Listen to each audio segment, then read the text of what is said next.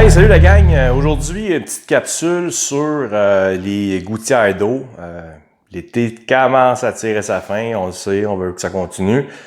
Mais il y a des petites affaires qu'on va parler aujourd'hui à rapport avec comment entretenir votre système de gouttières et descente pluviale suite après que les feuilles ont tombé cet automne, avant l'hiver arrive, afin que vous profitez de maximiser l'efficacité de votre système.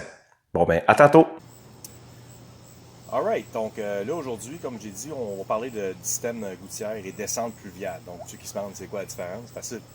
La gouttière qui se trouve en haut et la descente pluviale est ici en descendant sur le bord des maisons qu'on voit qui descend vers le sol.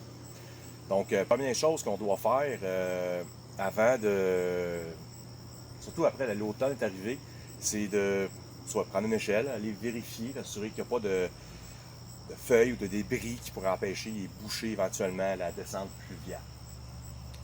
Prochaine chose, c'est de voir s'ils sont vraiment encore solides. Comment on fait ça? C'est tout simplement de pogner la descente et essayer de voir s'il est solide. Et la même chose pour les gouttières. On fait juste un test de rigidité s'ils sont encore bons. OK, dernière partie de la descente pluviale, c'est où ce que l'eau elle sort en bout de ligne. Donc en théorie, là, le métal il finit à peu près à cet endroit ici. Qu'est-ce que je conseille, puis qu'est-ce qui est recommandé, c'est qu'il faut que l'eau soit évacuée de la fondation de 3 à 6 pieds. Plus loin que c'est, plus loin de la fondation, mieux que c'est. Je vois aussi souvent des drains qui vont directement au drain français. De la descente pluviale au drain français, désolé. Moi, je ne le conseille pas. La raison est simple, c'est que le drain français n'est pas conçu pour recevoir l'eau du toit. C'est vraiment pour drainer autour de votre maison ou le bâtiment en tant que tel. Donc, moi, je ne le recommande pas. Vous pouvez risquer d'endommager votre fondation. Donc, le truc, c'est d'éloigner l'eau le plus possible, le plus loin possible de la fondation de votre maison.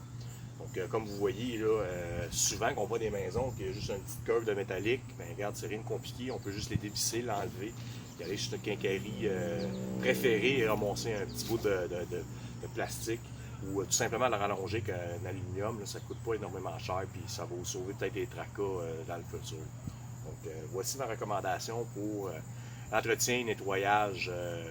Ceci, on devrait le faire aussitôt que les feuilles sont tombées. Surtout si vous habitez dans un endroit qui a beaucoup de feuilles, c'est le temps de le faire afin que votre maison soit prête pour le printemps, la fonte des neiges ou qu'il va y avoir beaucoup d'eau. Et une inspection aussi, là, suite au printemps, là, quand la neige commence à fondre, là, faites le tour de votre maison puis assurez-vous qu'il n'y a rien qui est brisé sur vos descentes et ainsi que votre gouttière de maison. Donc, si vous avez des questions, n'hésitez pas de me contacter, ça me ferait un plaisir de vous parler.